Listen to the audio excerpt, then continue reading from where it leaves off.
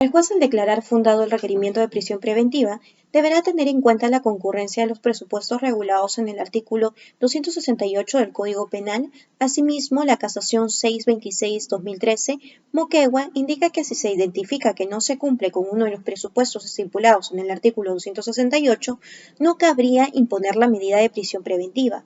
En ese sentido, bajo un análisis de los hechos se determinará si se cumple con los presupuestos. 1. La suficiencia probatoria estipulada en el inciso A, artículo 268 del Código Procesal Penal, indica que deben existir fundados y graves elementos de convicción para estimar razonablemente la comisión de un delito que vincule al imputado como autor o partícipe del mismo.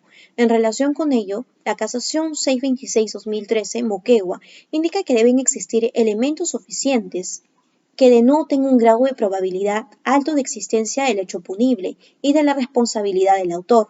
En relación con lo especificado, se deberá determinar si los elementos de convicción recabados denotan un alto grado de probabilidad de existencia del hecho punible. En primer lugar, se tiene la declaración de la menor que alega haber sido violentada sexualmente por el señor Elmer Bustamante Domínguez, además de la declaración de la señora Salustiana Valencia Cayo, que corrobora lo alegado por la menor. En segundo lugar, se cuenta con la pericia psicológica que indica que la menor es manipulable y sumisa ante alguna figura de autoridad.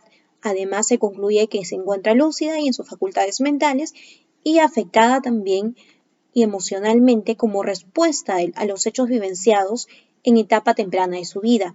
Finalmente, se cuenta con el certificado médico legista que concluye que la menor no presenta defloración vaginal.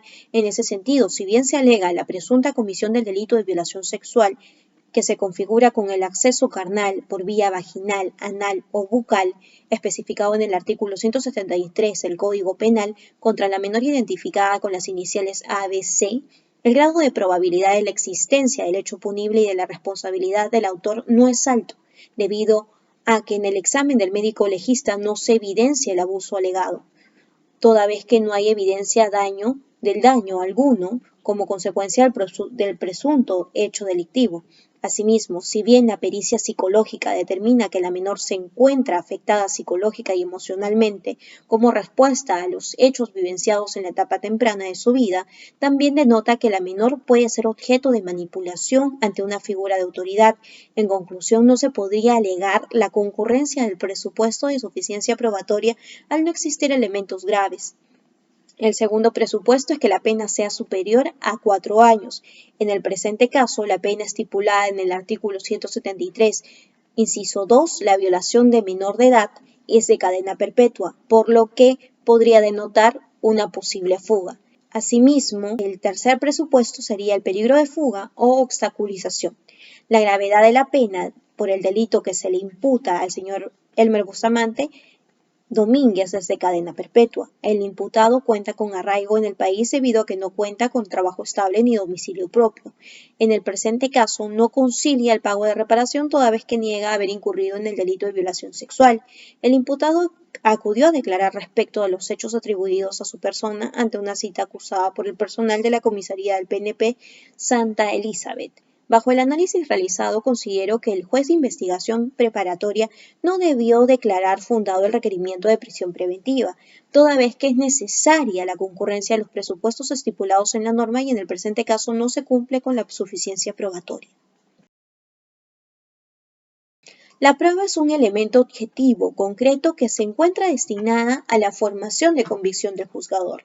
De acuerdo con Miranda Strampes, la prueba tiene dos elementos, uno objetivo y otro subjetivo. El primero determina que la prueba es todo medio o instrumento que se utiliza para lograr certeza judicial, mientras que el segundo está destinado a generar convicción judicial.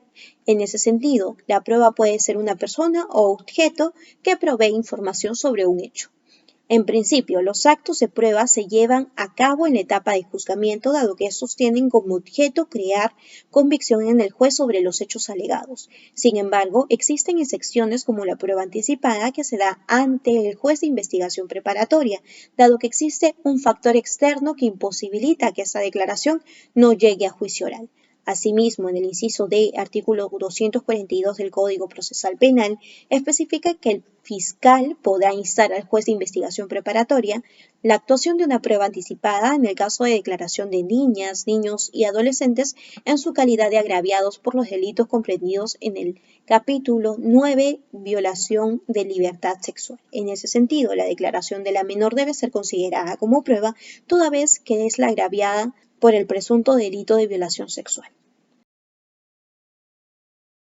En el presente caso, según lo alegado por la menor, identificada con iniciales ABC y la señora Celestina Valencia Cayo, el presunto delito de violación sexual que se le imputa al señor Elmer Bustamante Domínguez ocurre de manera reiterada desde enero del 2019 hasta diciembre del 2020, es decir, lo alegado por la menor de haber sufrido agresión sexual en julio del 2020 se encuentra comprendido en la primera acusación realizada. En ese sentido, la Fiscalía no estaría en lo correcto de formalizar investigación preparatoria por este hecho, toda vez que estaría transgrediendo el principio del ne bis in idem, que implica que el sujeto puede ser sometido a una doble investigación o condena por el delito. No puede ser sometido a una doble investigación o condena por el mismo delito. Bajo lo expuesto, sí se podría interponer un medio de defensa técnica, toda vez que existe una resolución firme por el delito de violación sexual por los hechos ocurridos en enero del 2019 hasta diciembre del 2020 y el imputado es el mismo cumpliendo con la triple teoría de la identidad. Por consiguiente, se procedería a interponer la excepción de cosa juzgada. La sindicación de la menor no pudo destruir la presunción de inocencia del procesado debido a que no existió una correcta valoración de la prueba personal por parte del juez, toda vez que los elementos de prueba no fueron suficientes para generar convicción.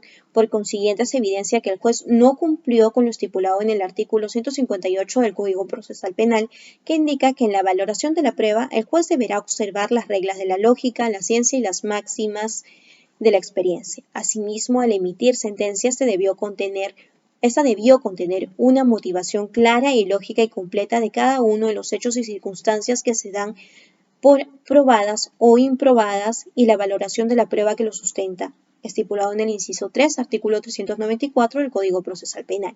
Sin embargo, en el presente caso es evidente que no hay una valoración correcta de la prueba, es decir, el certificado médico legal número 009021, practicado a la menor, el cual concluye que no presenta defloración vaginal, dando cabida al surgimiento de la duda respecto a lo alegado por la menor, por lo que al no haber certeza se debió haber dictado una sentencia absolutoria.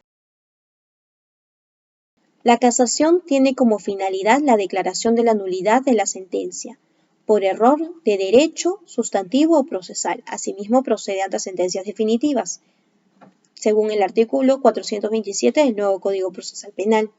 Es necesario no confundir este recurso con una tercera instancia, dado que este es de carácter extraordinario y procede por errores de derecho. Las causales de recurso de casación tipificadas en el artículo 429 son las siguientes: constitucional, procesal, material, por error incogitando y jurisprudencial. Por consiguiente, bajo el análisis del supuesto en que la primera instancia